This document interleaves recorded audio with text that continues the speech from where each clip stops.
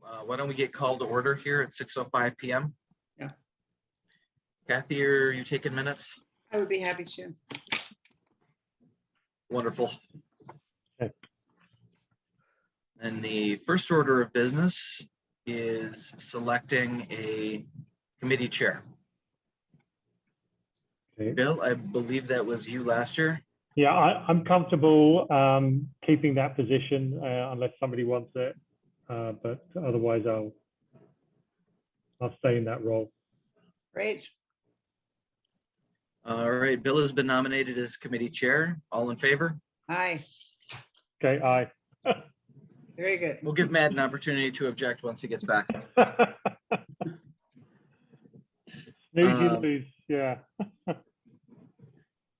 Okay, so I had sent out the minutes for February the 10th, our last meeting of the Finance Committee. Any questions, comments related to those minutes? None from me. Kathy? No, I'm sorry. No, But I would look for a motion to approve. I so. Yep, Sorry. and I'll second. Okay. Let's- All right, all in favor? Aye. Minutes are approved. Okay. So Then do I know that Matt is not voting on these and then he just entered, or do I put him down as attending because he was there, but yeah, I would just note that he was absent for those votes. okay.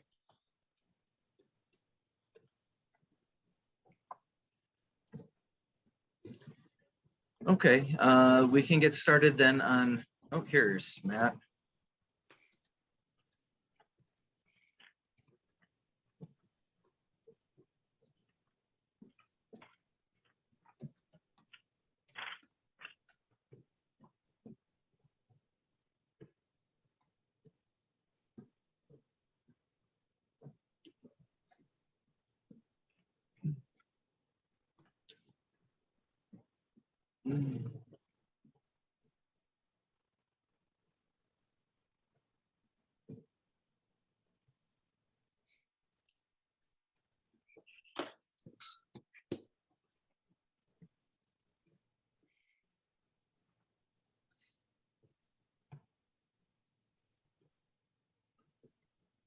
Okay, now I'm called in. Is that better? Sounds great. Oh, that's much better. Yeah. Apologize. No worries. And technology makes fools of us all.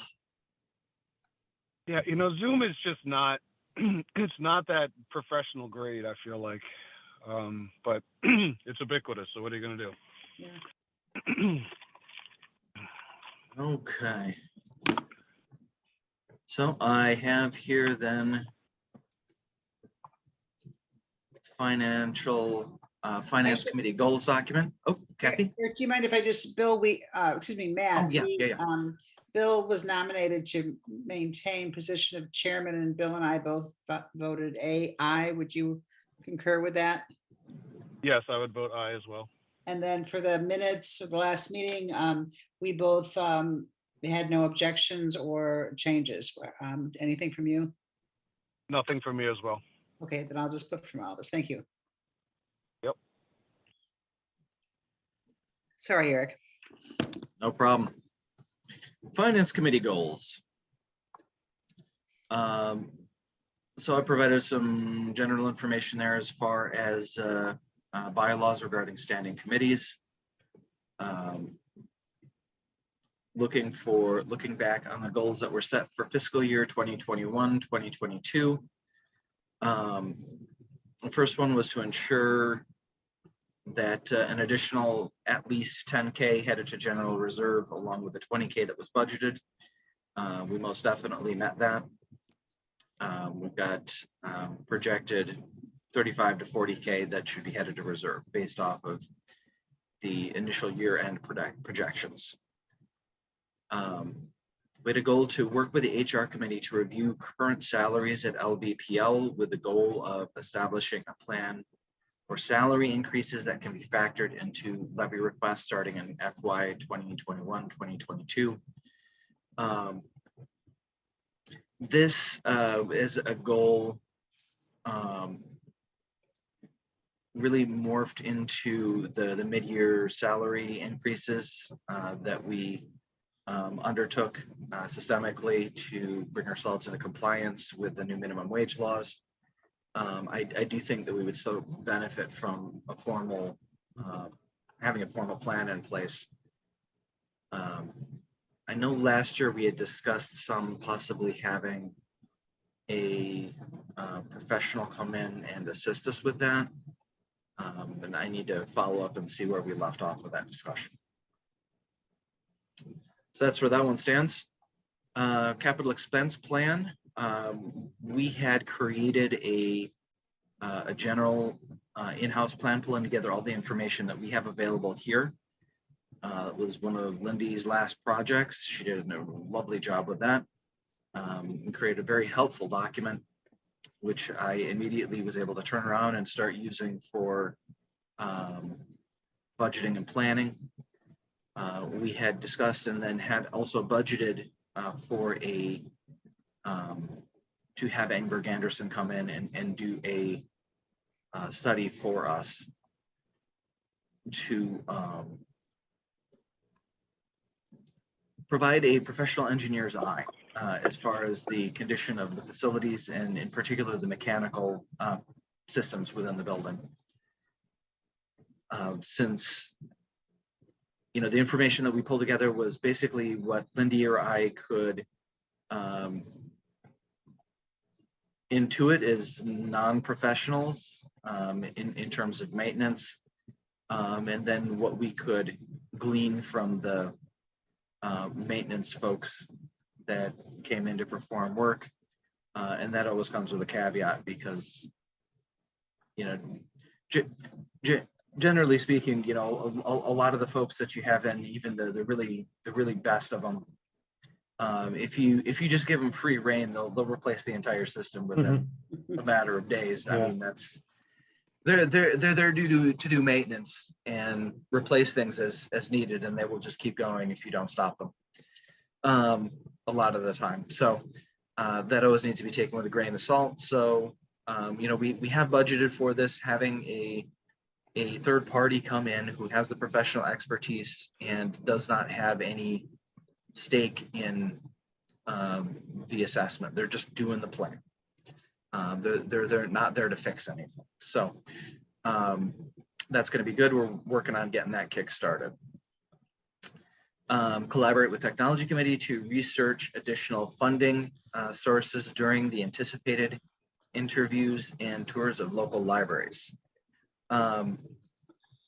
We did actually snag a few interesting new grant ideas, gift and grant ideas, some sponsorship ideas through those visits. As I was looking back on those, preparing for this, there were some noteworthy grants that libraries had applied for to fund some of the technology items that they had brought in, that we've been able to put on the table as far as things that we could consider applying for some of these potential technology upgrades that we'd like to implement. Yeah, and I think the two we pulled out in particular that were astounding were the T-Mobile and the Best Buy, because those were significant dollar amounts, almost approaching 5 figures. Yeah. And I think whether it's within the tech committee or this committee, there's a real opportunity for the library to be, whether it's trustees or staff, to be very intentional. I mean, there's so many companies headquartered here. I think at T-Mobile, well, U.S. Cellular is headquartered right down off of 94, and there's a plethora up on the North Shore. So if there's a concerted effort, maybe we might stumble across a few more. Food for thought. Yeah, definitely. Okay. As far as possible goals for looking ahead, the two that jumped out at me, I think the aiming to add to that 20K that we always budget, had to reserve, continues to be a good goal to have. And then I do think that the salary plan will be very helpful once we get that finalized. So that was one that, as I was reviewing through here, that I've kind of made a note to myself that we need to keep pushing that ball forward. And I would very much like to see us continue to pursue that in the fiscal year ahead. Any questions on goals from last year and thoughts, suggestions for goals for next year? Well, this year now. I had a thought, kind of expanding on Matt's thing with T-Mobile and Best Buy. Could we establish a goal working with the fundraising committee to look at a goal of, I've got a number here, 5% of operating profit. Could we challenge ourselves to get, whether it comes in a grant form or through donations, as a percentage of the operating profit? I threw 5%. I was thinking around $50,000. Is that realistic for this year? And especially in light of the next topic we're going to talk about with the PNC building. But it'd be something that we probably have to work with other committees on. So I'd throw that one out as an idea. Bill, are you looking at raising that or saving that, or a combination of those efforts? A combination of those efforts. Just something to say that again, part of the budget could be supplemented by some of these grants and things like that. Yeah. And again, I'm sort of looking ahead. If things move the way that we would hope that they would move, our operating budget is going to it will have to grow if we're talking about more people, electricity, different things in there. And I think it would be it'd be something to, for the library to say, okay, well, we're not going to rely on all taxpayers' money to come in and support it. We've got other ways of funding. So that was just one thought for a goal. That actually lends a lot of support and credence to fundraising as well. Yeah. The purpose, again, always being mindful of, not increasing tax burdens unnecessarily. So I think that's a real attractive goal. I like the idea of putting a number on it. It's already time bound because this is our target for next year. And then the specific KPI would be 50,000. I think if we're looking at that from a fundraising standpoint, from like the corporate sponsorships we're speaking of, I think it might be aggressive for this year. I think 25 would be more achievable, but I'm happy to, defer to the group on that. I don't feel too strongly either way. It's just that we don't have anything in our hip pocket, so to speak, other than like a general awareness in those two companies. Yeah. And we could start lower. We could put it at 2.5%. It's more to have it as you say, as a KPI, something to, we've got a time limit on it, and we establish what the value is, and we see how we go this year, and we can ratchet it up next year or something to that effect. Yeah. And if we crush it, then great. Yeah. We'll ratchet it up a lot more next year. Right. Yeah. Okay, so I think goal number one, if we want to articulate it, is kind of building off of the third goal from last year, and now setting a fundraising goal, if you will, and I'm using the word fundraising loosely, of corporate donations totaling 2.5% or more of operating budget. Yeah, that a good straw man? Yeah. Yeah, that's kind of, yeah, that works for, that works for me, Matt. What do you think, Kathy and Eric? Yeah, or even 2.5 to 5, if we want to just get that reach in there. Yeah. I was gonna maybe lean on you guys to put the language together, and I'll put them in the minutes as Eric actually drafts the goal. So you, Eric, you can just Yeah. send those to me when you got the actual language for them. Well, I tentatively made a note here to raise donations of $50,000 from private individuals, organizations, and companies. Well, I think we want to be careful with the private individuals, right? I think this. I'm understanding this to be more targeted to corporations, but Okay. maybe I'm mistaken. I'm thinking the same thing. I think Okay. this will be, and it's something maybe, you know, John, we need to talk with John and see if he's comfortable with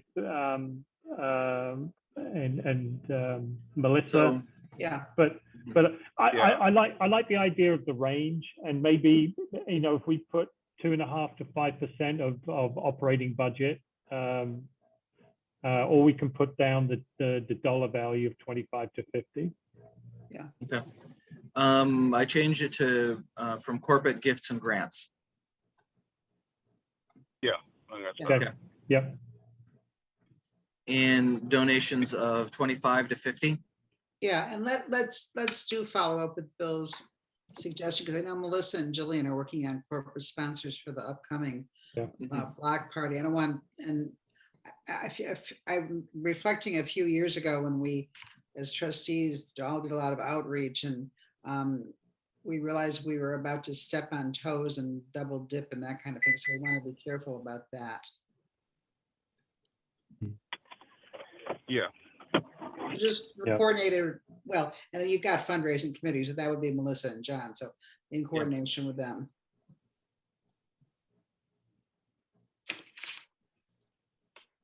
Okay. So I've got raised donations of 25 to 50K from corporate gifts and grants. Any thoughts, questions as far as a potential fourth goal?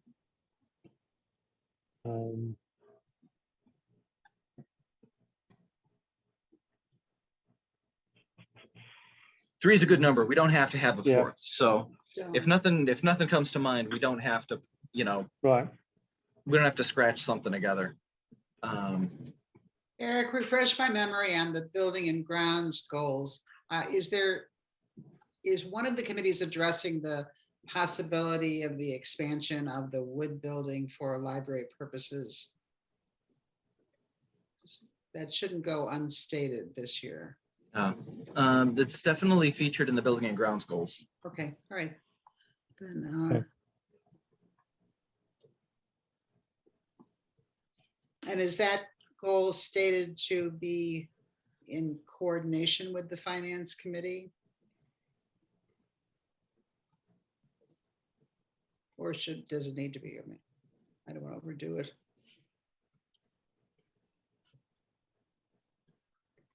Cost analysis. Yes. Collaborate with the finance committee and Engberg Anderson to complete the assessment of the facilities and the creation of the capital maintenance plan and timeline. Perfect. Perfect. Thank you. So, I mean, that's kind of that can be That's our fourth goal facilities. as well. Yeah. Yeah, and then building and grounds also has to complete the cost analysis of work on proposed renovation of wood building. Right. There's a lot with that wood building space. That's, you know, there's some time that we probably need to put into the HR considerations for the additional space, but in terms of maintaining the additional room, you know, most of that's pretty straightforward. For the utilities, for most of them, we either already pay them for them, or nobody pays for them. Okay. You know, there's no electric that or gas that needs to get paid over there because we have the village franchise for that. And then the other stuff like the water and sewer is already our responsibility. What about Wi-Fi and all that? Is that already are they paying an allowance, or is that just already happening and throughout the building? They've got their own Wi-Fi setup over there. That'll be one that we will need to expand over into that space. So that'll be one we'll need to look at along with the staffing. Okay. There'll probably be, a lot of infrastructure and stuff that we'll need to set up over there as well. Yeah. But a lot of that is going to be initial setup. Wi-Fi, a lot of that will be initial setup. Yeah. Getting the the devices over there in place. No, it's I'm aware that the museum is really digging in to try and get as much info as they can about that PNC building and learn as much. And it really highlights to me how different our situation with the wood building for us is, just because it's just so much simpler. And, and in terms of a lot of the regular maintenance stuff, well, we already maintain that. It's already our responsibility. So there isn't much that we don't know about that. No surprises. Right. Yeah, exactly. Eric, how much square footage is in that building, or how much? About 3,000 square feet. 3,000. And what's our current square footage in the library at the moment? Are we 9,200? okay? So it's a not insignificant increase to the footprint. Yep.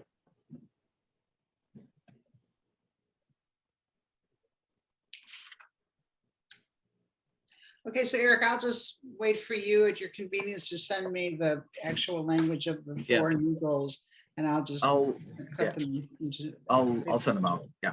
Thanks. Not a problem. Okay. And then my drop-down menu is getting in the way. Zoom is doing that thing where the box keeps hopping down trying to block me here. It's got the drop-down menu at the top. There we go. Okay, consideration of potential contribution for PNC Bank project. So the backstory on this one, as we've been talking with the museum and working to lay the groundwork for this scenario where we would work together to raise the funds to acquire the PNC Bank building, and then the museum would move into that space. As part of that discussion, the museum had asked, what kind of commitment financially would the library make to getting that campaign moving and to making all of this happen. It would be a capital fundraising plan that would be aimed very much at acquiring the PNC building, but then also renovating that so the museum could comfortably move in there, and then also renovating the current museum space so that it could be used by the library. So it would be pulled together with a goal that the end result would be the museum with a lovely space over in the PNC building, and the library with a lovely space where the wood building annex is now. So Kathy and I discussed and figured, well, this is probably something that is tailor-made as a conversation for the finance committee. So I dug into it to pull some additional numbers here to help frame things. So one of the first things I took a look at was just the current state of the general reserve. So right now, after the end of fiscal year 21-22, we are on course to have in the ballpark of 421,589. We finished last year with 381, 589, and 40,000 is a good middle of the road estimate for where we'll probably end up for funds going to capital reserve, going to the general reserve. So call it 420,000.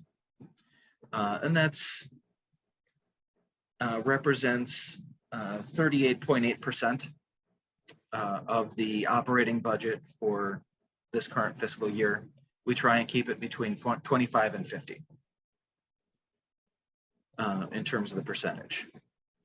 So we had used a big chunk of our reserves in 2018, 2019, and then asked for a larger than typical request for 2019, 2020.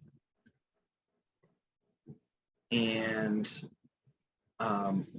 we have now run through 3 complete fiscal years with that extra bump that we took in that fiscal year. Those are the levies for 1920, 2021, and 21-22. As projected, and as we had laid out for the village in our plan, we were going to be adding $20,000 each year, $200,000 over the course of 10 years, leading up to our next big expected capital project, which should be the HVAC. What we've actually managed in that time is to increase the reserves by 114,000, or about an additional 54,000 extra. So obviously that's a good bit better. We got ourselves off to a really good start in making sure that those general reserve funds were boosted back upward.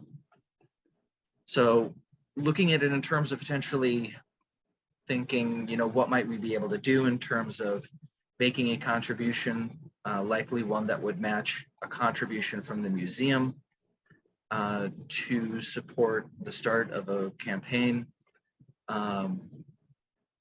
That does put us in territory that kind of like, well, we're ahead of schedule on this. And I do think that provides us a bit of wiggle room, breathing room there to maybe consider using some of those funds towards a capital project. I did also take a look at the levy. Usually pretty conservatively, we have a bit above or below a 2% increase. That's where we've been trending in recent years. I don't know what the cost of living increases this year are going to look like. It should be interesting. That's one of the factors that gets plopped into the PTEL. But a conservative 2% increase for the PTEL would be just over 20,000. If we were to push that increase up to around 5%, which is what we did in 2019, 2020, that would now result in in the neighborhood of a $50,000 increase. 51,636 if you want to be super precise. So we could also give ourselves some room in terms of thinking about what we're doing if we were to do something along the lines of, say, we're going to take an extra increase this year, and that's going to add an additional 25,000 this year and next year that will put towards defraying the costs that we would be putting towards this capital campaign now. That'll make up that difference. And then that would probably also have the advantage that it would give us a bit of extra wiggle room that we could then work with in terms of any additional expenses past that. So something to consider there. During the 2019 discussion, when we went before the village, we did tell the village finance committee that we did not anticipate going above PTEL in the future, but I also at the same time think that's something that the village would be on board with, and as an exciting resolution to the community of Lake Bluff's favorite white elephant real estate property, that we probably wouldn't get too much guff, you know, if we revisited that. And certainly I think that we can't be faulted for not anticipating, you know, large scale real estate opportunities like this coming on the horizon. And we did make very clear, I think as well, thinking back to 2019, that in using the word anticipate, partly I think we were trying to be very mindful that the Village at times has made some very concrete promises that have hemmed themselves in. So we were, my recollection, Kathy, that you and I, when we talked to them, we're very deliberate that, you know, we're not doing this every year. We don't plan to do this every year, but there's always a possibility something happens. Yeah. So moving on then, as mentioned, this was raised kind of as a subject as matching or near matching contributions from the museum and the library. So what then is the museum's capacity? Because they're a private organization, their finances are way more opaque than ours. They don't, you can go on our website and see anything and everything you want to know about the library's finances, but not as much with the museum. We have a few board members that we know and are familiar with, who are friendly to both sides. So I picked a few brains as far as what their finances and capacity is. And it sounds like they've got in the bank about $250,000. A chunk of which, I want to say about $50,000, they just received as a significant memorial grant, memorial donation. So the conventional wisdom, I think, from what I could gather, is that somewhere in the neighborhood of 25 to 75K would be what the museum would be thinking about in terms of that initial contribution. And I think that matches up pretty well with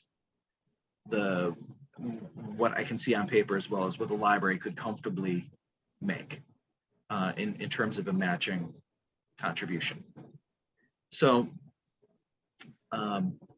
having gone through all this analysis, I think the next step ultimately is, you know, we discuss a bit tonight. Very much want to get the sense of the finance committee here as far as comfort level of making a contribution. But then I think following up on that, the next step really is just continuing to engage with the museum as to what sort of a starting donation, you know, we would be looking at.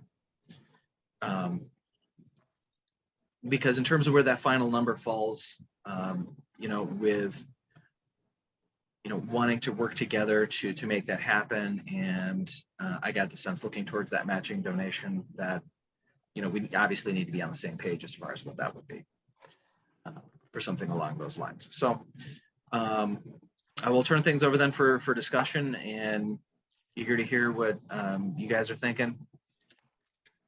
So, Bill, Matt? Yeah, a few questions that sort of come to mind. Mm-hmm. I think when we talked about this at one of our board meetings, the building itself, it got appraised for like $850, and then there was a number of so let's say if it's $1 million to do, and let's say we contribute at the 50,000 range, which is what the library, which is what the museum is. How realistic are they looking then to raise the other 900? I mean, where will that come from, I guess? Do they have a plan on that? And is the building going to be used just by the museum, or at one time there was some discussion about some of the Lake Bluff offices moving in there as well, and maybe it's an expansion? And then I think you also mentioned about increase the number of parking spots. Then that would be for the I mean, which is. Yes. So there are some nice meeting spaces in the basement of the PNC building. I don't know the full plan that they would have there. I know they're looking for more archival space I wouldn't be surprised though if the museum did, want to keep, one or two of those rooms, that like that nice conference room in the basement, and offer those as community meeting space. But I am, in terms of looking at it, the one thing that I am certain about is that the museum is probably not going to. They're going to want to be able to do what they want to do with that space. Yeah. They're they would be prickly about us making suggestions. Okay. Yeah, I would agree with Eric's assessment. I walked through that building with them once or twice, and there were several small meeting areas that I thought, boy, that's everything we're hearing about small meeting rooms. This is great additional space for, the village access. However, it's managed, and it was pretty clear that the museum group was very territorial about all the space, and also the one, there's some weird things about the building. I mean, I'm really hoping this all works out, but one thing is there was a men's room upstairs and a ladies' bathroom downstairs, and there's no elevator, so there's no real access things for the general public, so you really couldn't have meeting rooms downstairs. Now, Kathy O'Hara told me that they were hoping that somehow they would be excused of requiring an elevator. So, I don't know what's going on between them and the village and coding and all that kind of stuff, but I don't think there's going to be a lot of opportunity for extra stuff. And they kind of do. I don't know how they're going to. There's not a lot of activity going on in the museum. Yeah. Right. Bill, I don't know. I can tell you though that the library's plans for what we would do with the space as is being developed by Building and Grounds definitely includes more meeting space. I figured with 3,000 extra feet there, some of the things that we saw with visits to other libraries and looking at the ideas, I figured, I mean, we would have no problems whatsoever utilizing that space. And the way I look at it is for a contribution, and I know you said that 100,000 would be a stretch, but if you look at for 100,000 how we can expand the library by a third and put in different things. I think John had the recommended. I mean, we could naming rights to some of the meeting rooms. Maybe we could again get some funding from maybe people within the town to do that. I'm just the part I'm sort of I guess struggling with is who's going to fund the rest of it up to the PNC building, because the museum, even if they put in 50 grand, where's the rest of the money coming from for that? One thing I was pleased was Kathy O'Hara seems very knowledgeable on the philosophy of fundraising that John and Melissa really prescribe to, and that is where it's called a silent phase, where large donors are developed, and then when there's a substantial amount of the bulk money pledged, then it's opened up to the general public with a lot more enthusiasm coming in because real dollars have been pledged. And that's why I'm kind of thinking if we're talking about $1 million, just a ballpark, and if between the library and the museum, $200,000 was pledged, that's a chunk of money before you even get starting asking dollars. And I'm hoping that the museum subscribers have resources that we have been unable to untap as the library because we're a taxing body. So it's a fingers crossed kind of a thing, but one thing we've all learned is there is this capacity in our community for raising money. We just have to figure out how to get at it.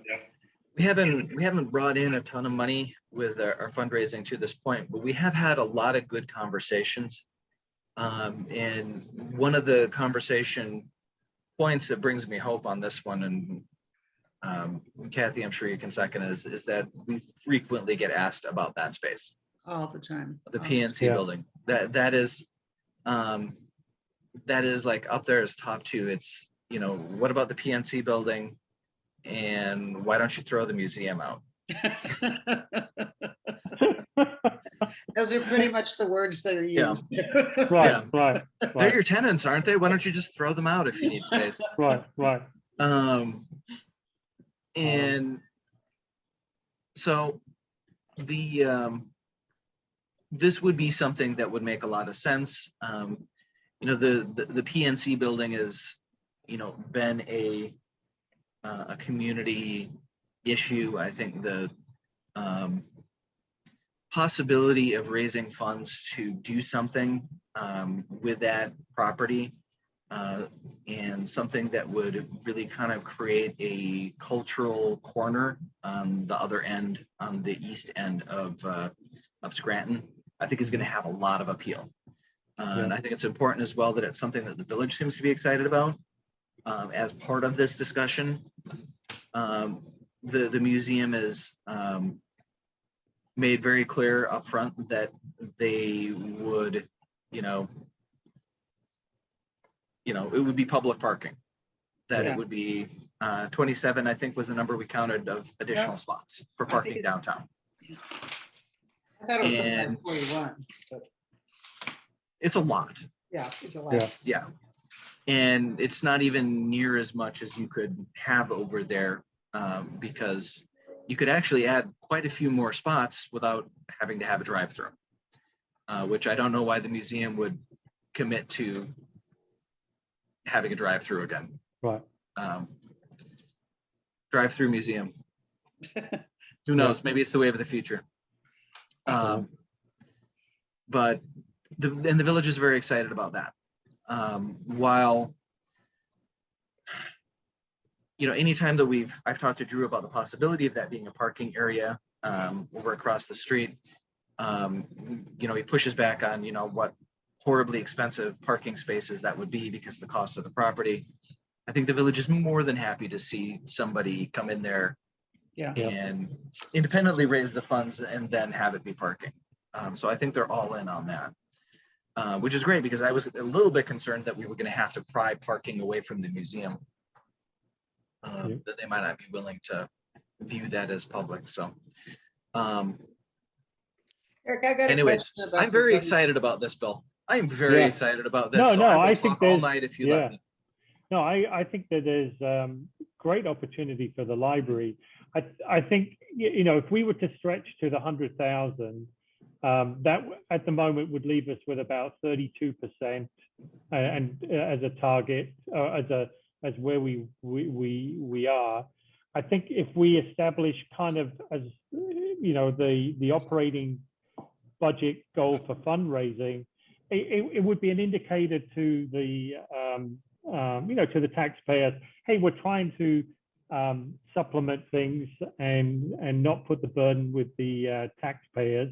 Right. And that would maybe gather momentum then for subsequent years. The other, I mean, and it's in motion, but if Enberg Anderson does their analysis of the whole building with the library, we can get an idea of what type of our big ticket items are going to be, so that we don't go below our 25% target. And It's true. and then obviously the HR factor in there is, you know, what additional staffing that we'll look at, and what building improvements that we want to look at with the two buildings together.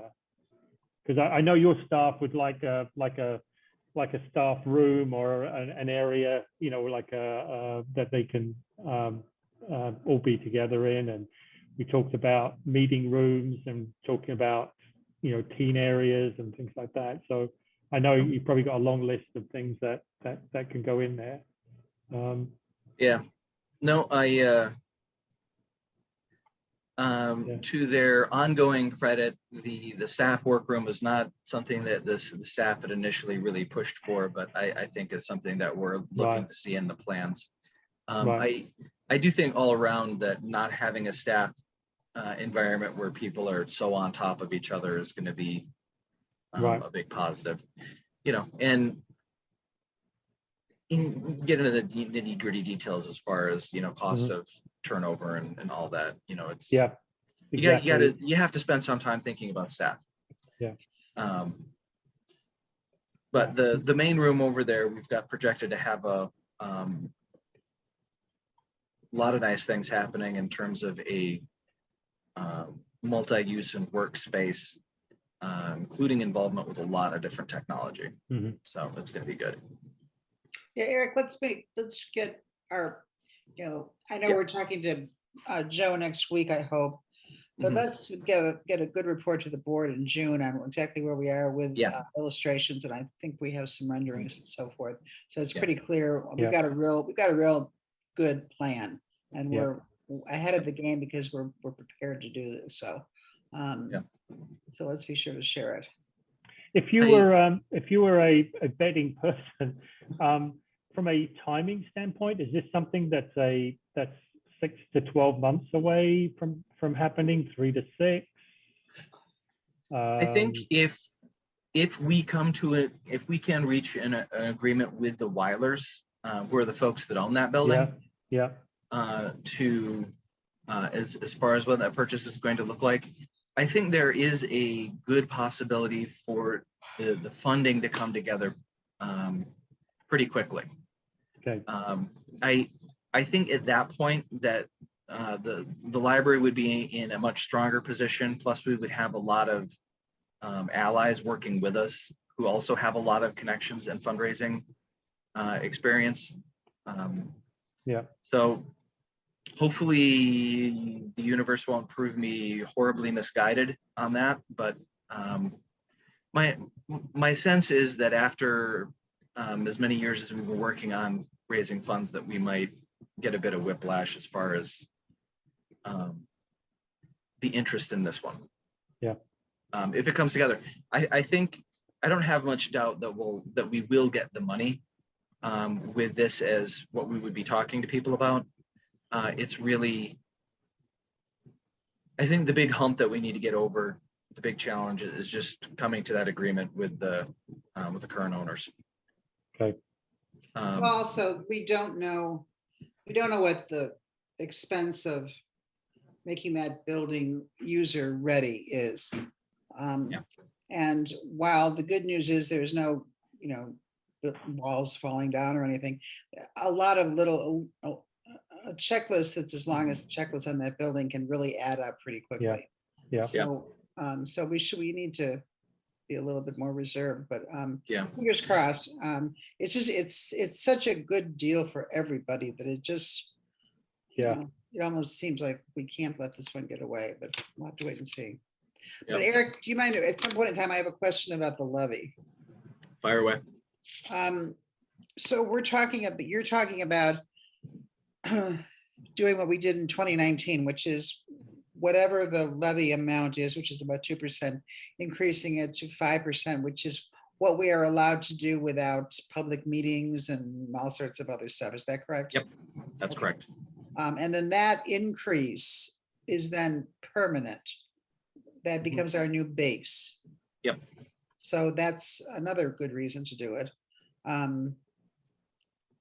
So that if we're contributing money towards a project, once that's done, then that base is just continuing to build our operating budget. And I'm good. Okay. Well, and I think that's and there are, as we've discussed, it's, there's a lot that are knowns and things that we don't really need to plan for in terms of that space, but there are some things that we'll need to plan and budget for. And I think so. Yeah, I think that's a good way to look at it. And then the CPI and inflation, those factors don't really come in for another couple of years. Is that right? Isn't that a big lag? There is, there is a bit of lag. So we're only going to be starting to see the impact of that in the next PTEL calculation, and then a year and a half from now, when we're doing the levy for, oh gosh. 23, 24. 24, 25. Yeah. You know, then we'll be seeing the full effect there as to what that is. So you think it will have some impact this year? Yeah. Okay. Because we're, you know, looking for the Yeah. calculations that we'll be doing in October. As a rule of thumb, you're looking back to about a year before, and we were already seeing the impacts of inflation. Right. And the CPI impacts, you know, in late 2021. Yeah. So there's going to be definitely some impact felt. It's not going to be near as what we're going to see, I'm sure, the year after. The other thing I was gonna say was I made a note of when I was going over your analysis, which I think was very well done, Eric. Thank you. Let's assume let's just reach for the sky and say we pledged 100,000 or 75,000 or something. That doesn't have to be delivered right away. That would be agreed upon at a certain point in time based on a whole lot of, you know, factors falling into place. Yeah. So there we would be that much closer to getting, actually, we might want to have discuss it whether it's pending approval of an increase of levy, but there's a lot of ways to frame it. But the reminder is we're not going to be withdrawing that right away. So that's right. No, it would be, it would be a pledge. Yeah. That it would be money that would be pledged so that if, you know, heaven forbid something happened and the whole thing fell through and there was nothing to raise funds for, then, well, yeah, you know, then it's just, you know, you tear up the pledge piece of paper rather than having to, you know, have somebody scramble to try and return everybody's checks. Right. So yes, good point. So it sounds like in general that, you know, we're feeling like the return on investment would very much be there with looking towards making a pledge that would lead to a donation. That, you know, we want to have that conversation basically with the museum as far as, yeah, let's discuss this. You know, we feel we can and want to do this to get things kicked off here, and what would that look like? Does that sound accurate? Yeah. Okay. Yeah. Good deal. Yeah, I think this will probably be a conversation that we will maybe start getting into a little bit. I think the museum at this point is just mostly concerned, you know, they want to know that we'll do something. I think is their chief concern at this point. We'll probably get into actual numbers once we've got the property pegged down as far as what that's going to look like. Eric, has Melissa met with Kathy McKechnie, you know? I don't remember when they had set that for. Well, you don't have to check now, but we should kind of maybe sit down with Melissa and review all this and see. Yeah. I actually did have a quick sit down with Melissa and but I can loop you in and get the four of us into a work group here. Yeah. But yeah, I wanted to, it looked like initially like they were going to meet really quickly, like within a few days. So I kind of scrambled and was like, I got to tell you at least a few things here before. Yeah.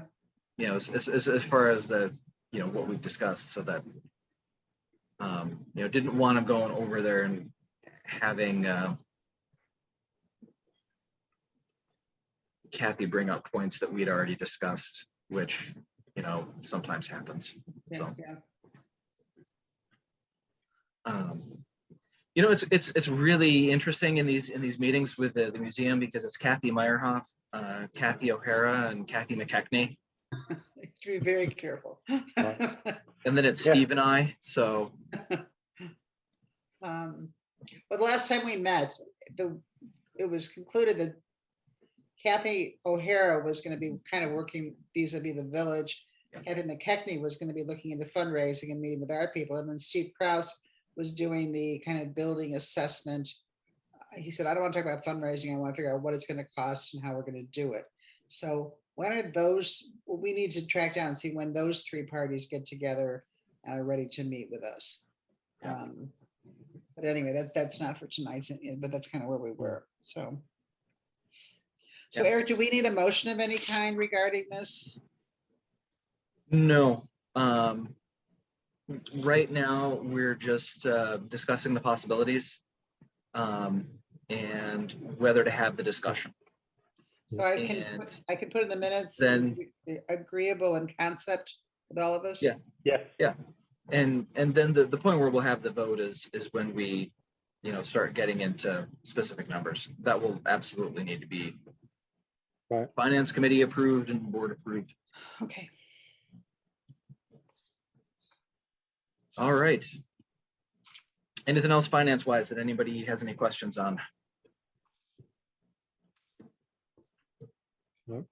Not for me. All right, then I would look for a motion to adjourn. I will motion to adjourn. Okay. All right, motion for Bill, second from Matt. All in favor? Aye. Aye. Okay, thank All you. right, meeting is adjourned.